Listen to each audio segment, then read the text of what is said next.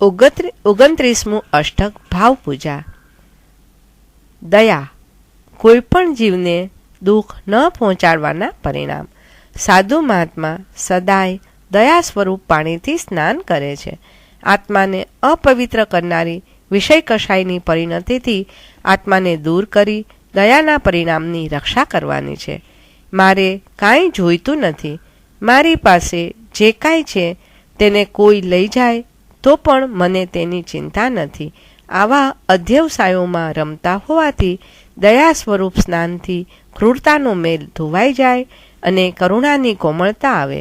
દયાના પરિણામને જાળવવા સંતોષ સ્વરૂપ શુદ્ધ, શુભ અને નિર્મળ વસ્ત્રને ધારણ કરનારા પૂજ્ય સાધુ ભગવંતો વિવેક સ્વરૂપ તિલકથી શોભે છે.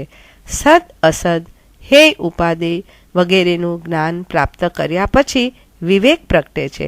તે વિષયમાં પ્રવૃત્તિ કે નિવૃત્તિથી આત્માને ભાવિત કરી મહાત્મા પવિત્ર આશયને ધારણ કરે છે. આમ દ્રવ્ય પૂજાની જેમ ભાવ પૂજામાં પણ અંગ શુદ્ધિ, વસ્ત્ર શુદ્ધિ, ભાવ, મન શુદ્ધિ વગેરે પ્રાપ્ત થાય છે. શ્રી વિતરાગ પરમાત્મા પરમ તારક છે વગેરે પરિણામ સ્વરૂપ ભક્તિ છે અને પરમાત્માએ પ્રરૂપેલો ધર્મ અર્થ જ પરમાર્થ છે એવી અવિહળ શ્રદ્ધા છે. દેવ શુદ્ધ આત્મ સ્વરૂપ છે. આ ભક્તિ અને શ્રદ્ધા સ્વરૂપ કેસર મિશ્રિત એવા ચંદન રસ વડે આત્મદેવની પૂજા કરવાની છે. પરમાત્માની દ્રવ્ય પૂજા જેમ પ્રતિમાજીના 9 અંગે થાય છે તેમ ભાવ પૂજા પણ 9 બ્રહ્મચર્ય સ્વરૂપ 9 અંગે કરાય છે. બ્રહ્મચર્યની 9 વાળોના પાલન સ્વરૂપે બ્રહ્મચર્ય 9 પ્રકારનું છે. આ રીતે કેસર અને ચંદનથી ભાવ પૂજા કરવાની છે. શુદ્ધ આત્માનું તારે 9 અંગે નવાંગી પૂજન કરવાનું છે. એટલે કે 9વિધ બ્રહ્મચર્ય એ શુદ્ધાત્માના 9 અંગ છે.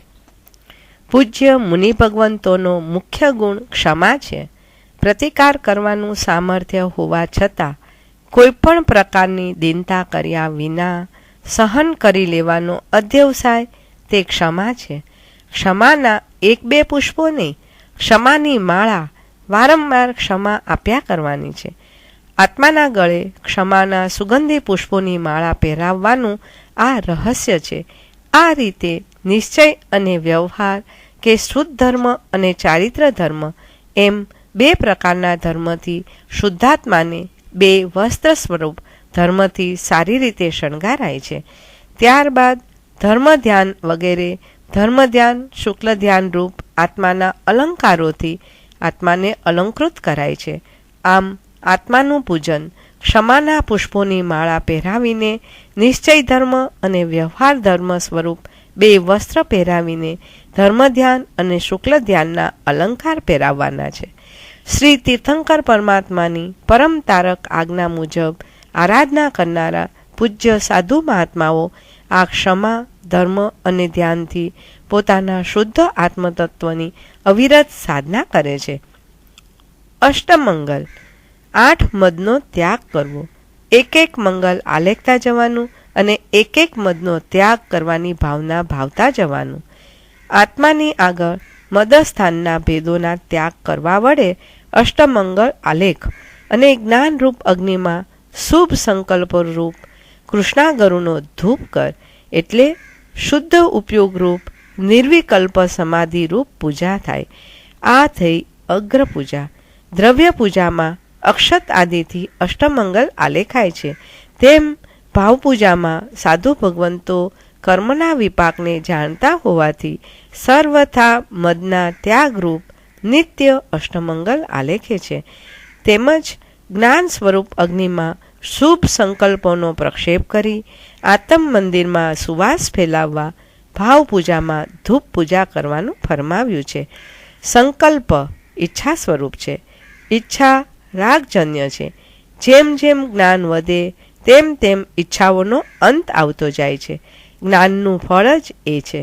ક્ષયક્ષમ ભાવના નાશ પછી જ ક્ષાયિક ભાવની પ્રાપ્તિ થાય છે. તેથી સંકલ્પોને જ્ઞાનાગ્નિમાં નાખીને સર્વથા ઈચ્છા રહિત બનવા માટે આ ભાવ પૂજારૂપ ધૂપ પૂજા છે. ધર્મ સંન્યાસ એ અગ્નિ છે. ઔદયિક ધર્મ અને ક્ષાયોપશમિક ધર્મ એ લવણ છે. સામર્થ્ય યોગ એ સુંદર આરતી છે. પૂજન ક્રિયામાં લવણ ઉતારવું અને આરતી ઉતારવી આ બે ક્રિયા મહત્વપૂર્ણ હોય છે.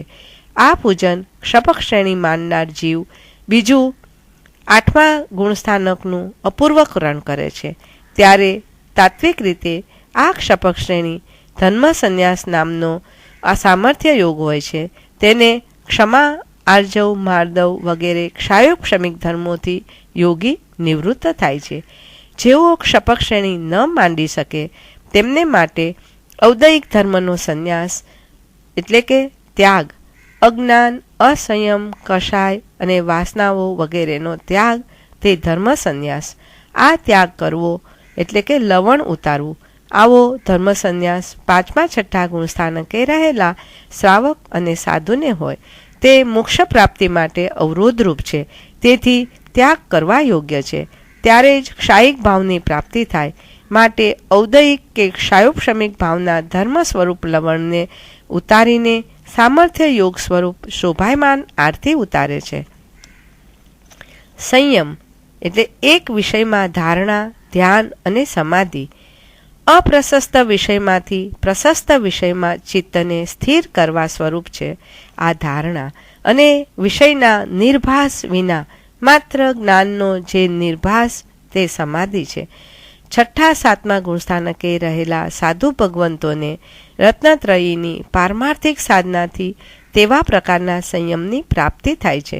આત્મદેવની સન્મુખ દીપક અનુભવનું સ્થાપન કરવાનું છે. અતિન્દ્રિય પરમ બ્રહ્મનું દર્શન વિશુદ્ધ અનુભવથી જ થાય. છેક કેવળ જ્ઞાનની નિકટની આ અવસ્થા છે. મન, વચન અને કાયાના યોગોમાં મહાત્મા તત્પર લીન છે. તેઓ શ્રીને યોગની અવસ્થા સ્વરૂપ ગીત, નૃત્ય, વાજિંત્રની જેમ ધારણા, ધ્યાન અને સમાધિની એકતા સ્વરૂપ સંયમ પ્રાપ્ત થાય છે. સ્વરૂપમાં તન્મય થવાનો આ ઉપદેશ છે. સ્વભાવ દશામાં જવાની પ્રેરણા છે. આત્મરમણતા અને બ્રહ્મમસ્તીની આ વાતો છે. પૂજનના સ્થૂળ સાધનોનો આધાર લઈને પૂજ્ય ઉપાધ્યાયજી મોક્ષાર્થીને માર્ગદર્શન આપી રહ્યા છે. દ્રવ્ય પૂજાના પ્રતીકોના માધ્યમથી મોક્ષ દશા સુધી પહોંચાડનારી ભાવ પૂજા અહીં બતાવવામાં આવી. આ તાત્વિક પૂજા કરવા માટે શાસ્ત્ર અધ્યયન અને શાસ્ત્ર પરિશીલન કરવું પડે.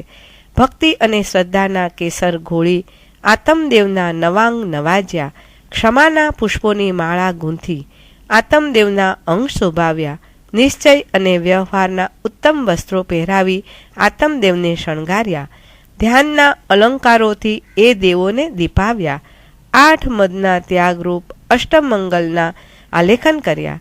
જ્ઞાનના અગ્નિમાં શુભ સંકલ્પોનો કૃષ્ણાગરુ ધૂપ નાખી મંદિરને મગમગાયમાન કરી દીધું. ધર્મ સંન્યાસની આગ વડે લવણ ઉતાર્યું અને સામર્થ્ય યોગની આરતી ઉતારી. અનુભવનો મંગલ દીપક અને મહાદેવની સમક્ષ સ્થાપ્યો અને ધારણા, ધ્યાન અને સમાધિરૂપ ગીત, નૃત્ય અને વાજિંત્રના ઠાઠ જમાવ્યા. મનના ઉલ્લાસની અવધિ ન રહી.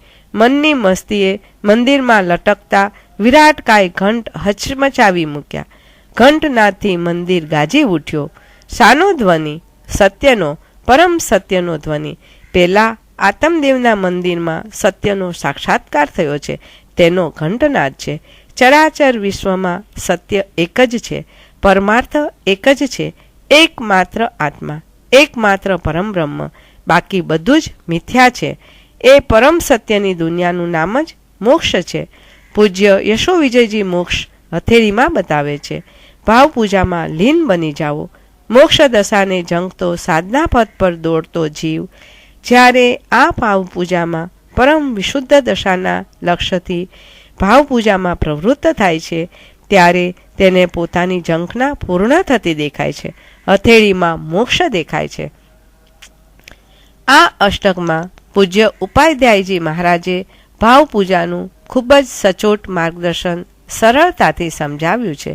અભેદોપાસના રૂપ ભાવ પૂજાના અધિકારી માત્ર શ્રમણ નિર્ગ્રંથોને જ ઠરાવ્યા છે. પોતાની યોગ્યતા અનુસાર આત્માના વિકાસના આધારે પૂજા કરવાની હોય. ગૃહસ્થો માટે દ્રવ્ય પૂજા છે. દ્રવ્ય પૂજામાં ભેદોપાસના આવે. અનંત જ્ઞાન, અનંત દર્શન, વિતરાગતા, અનંત વીર્યના સ્વામી, અજર અમર અક્ષય સ્થિતિને પામેલા, પોતાનાથી ભિન્ન એવા પરમાત્માનું આલંબન લેવાનું એ ધ્યેય અને ગૃહસ્થ ધ્યાતા પરમાત્માના ગુણોનું સ્મરણ અને એ પરમ તત્વ પ્રત્યેનું બહુમાન ગૃહસ્થ કરી શકે. આ સવિકલ્પ ભાવ પૂજા છે. અભેદ ઉપાસના રૂપ ભાવ પૂજા તો માત્ર સાધુ જ કરી શકે. આત્માની ઉચ્ચ વિકાસ ભૂમિકા પર રહેલ નિર્ગ્રંથ પરમાત્મા સાથે અભેદ ભાવે મળે. પરમાત્મા સાથે પોતાના આત્માની એકતા તન્મયતા પ્રાપ્ત કરે એ ભાવ પૂજા છે.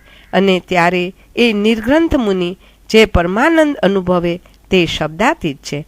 અભેદ ભાવના મિલનની મધુરતા તો સંવેદનનો વિષય છે, ભાષાનો નહીં.